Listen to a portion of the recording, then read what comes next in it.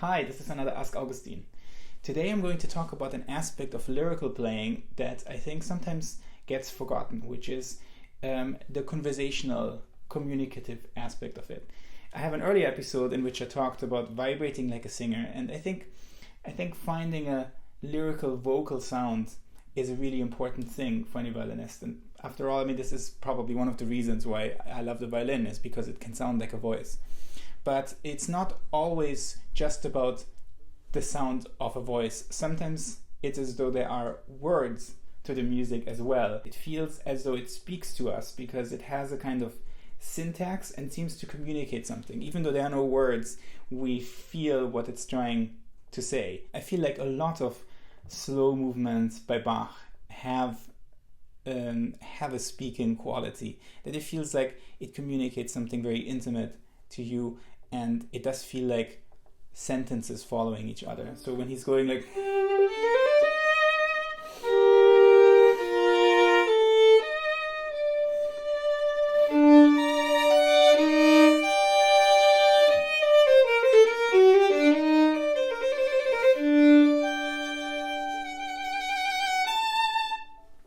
you don't really want to sing all the way through, just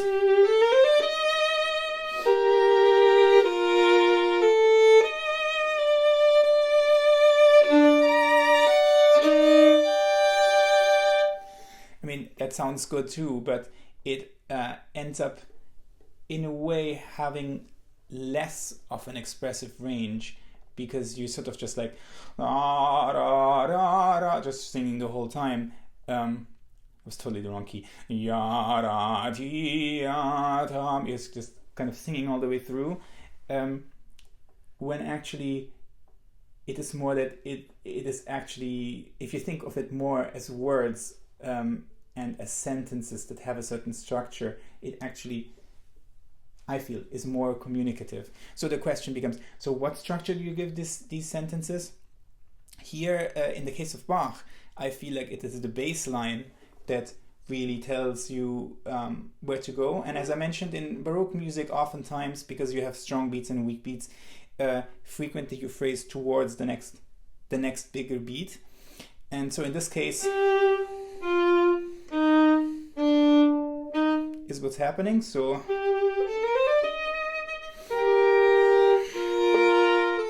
you phrase towards here, and now the E flat is the next step.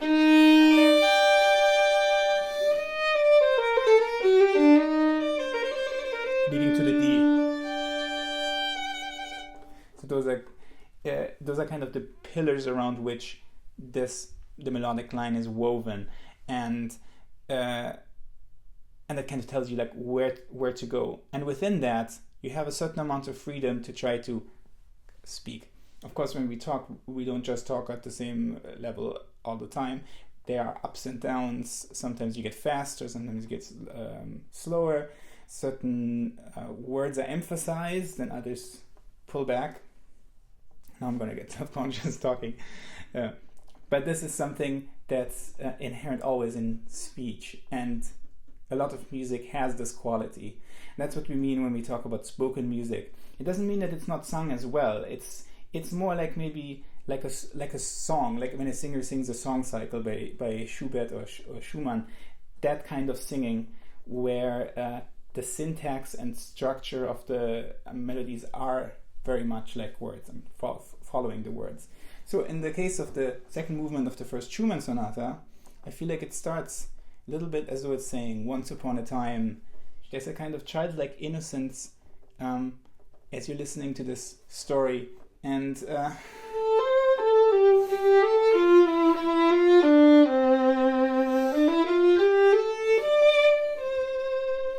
there's this forte piano, this sudden accent, which is kind of startling.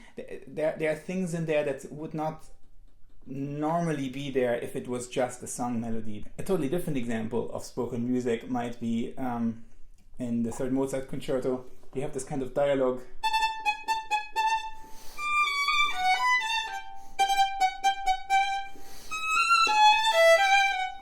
And Mozart, is often is often writing opera even when he's not writing opera, so one can totally imagine two different characters talking to each other. There's the funny character, and there's the more lyrical, emotive character. This is a kind of dialogue between these two characters, and you want to bring out what makes them different from each other. So for the funny one, it's actually important not to sing too much, because if you go,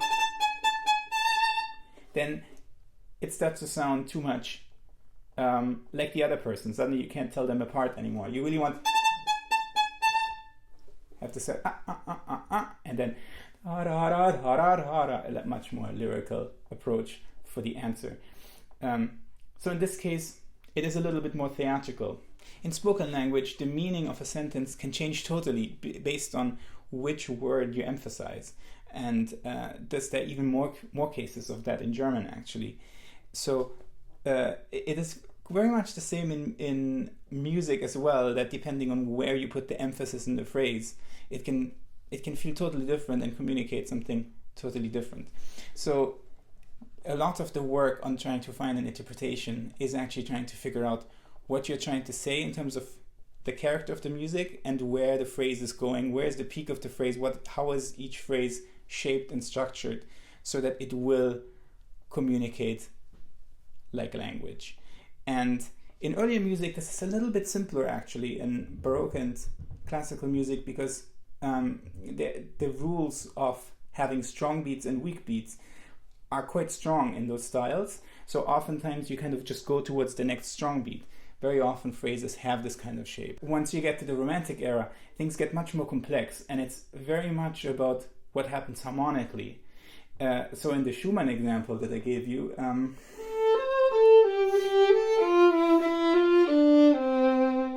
it goes into the dominant. So that's what happens, what you do with your phrase and your sound is influenced by that, and then would be very natural, but there's a diminished chord there. That's why there's a fortepiano. It's like yada. What is happening emotionally and the direction that the phrase takes is always caused by what happens underneath in harmonically, and that's true very generally for all of 19th century German music. I would say, if I'm going to make such a broad statement, that it's just very, very harmony driven. It's not about what color the harmonies are, the way that it would be later in French music. It is more what is the function of the harmony and where's the most tension, where's the tension released. The harmonic developments are almost like the subconscious that keeps moving and taking you on this emotional journey. So the more you understand about what's happening harmonically, the clearer it becomes what sort of sentence structure the melody will have. So that all sounds really complicated. It actually is much more intuitive than I made it sound just now, because oftentimes especially when you know a style of a composer very well, when you see a theme, you can just feel the way that would be natural to speak. So if I'm seeing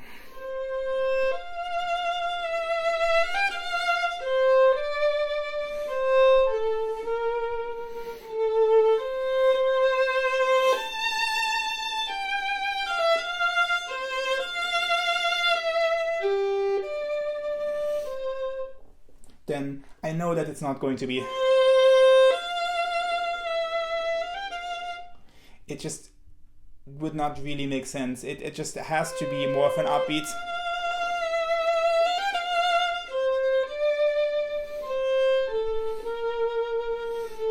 And this one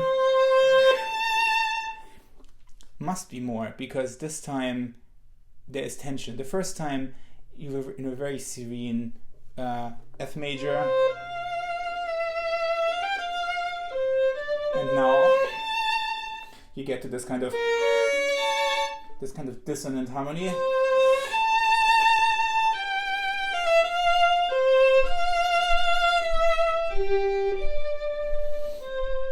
And it resolves into the dominant C major. So just but it's actually feels quite intuitive.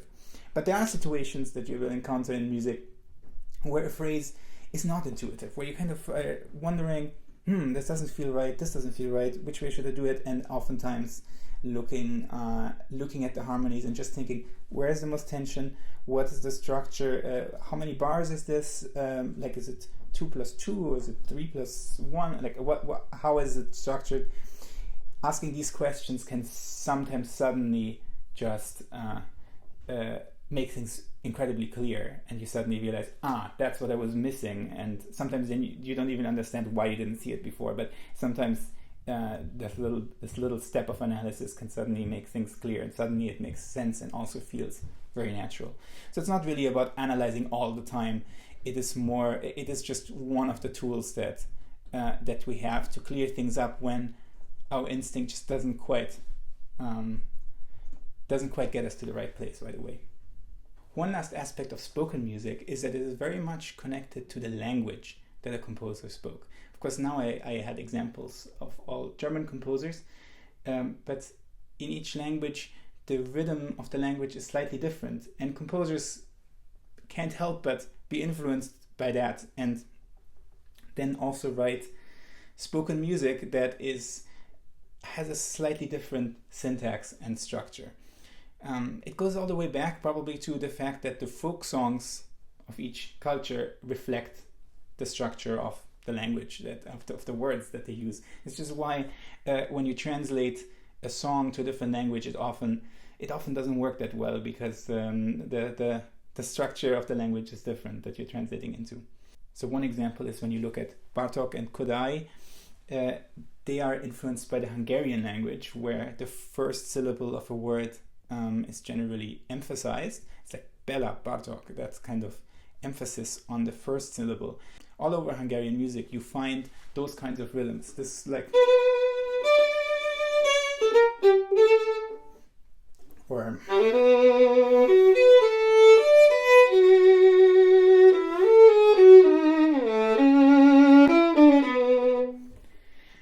where this sentence structure of this of what Bartók is saying, he does place often the first syllable of a word on the downbeat, so that it's ba-da-da-dam, ba-da-da, where another composer might have done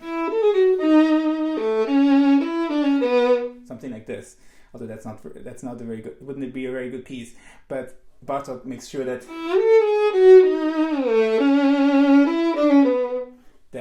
the first syllable of the word does fall on the downbeat. And of course, we don't want to take this too far. Of course, Bartók also wrote other rhythms, but this is just one example of how composers are influenced by their own language, and the language you speak changes very much how you think about music. So I think that's a very interesting thing to think about. I hope some of these ideas are helpful, and I'll see you next time.